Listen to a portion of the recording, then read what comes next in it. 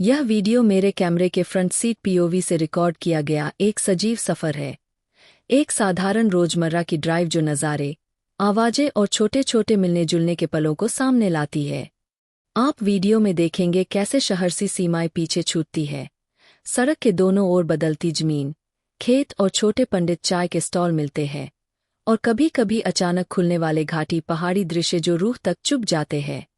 Video की मुख्य बातें। Real time front seat POV. Driver की तरह वही दृश्य जो मैंने देखा।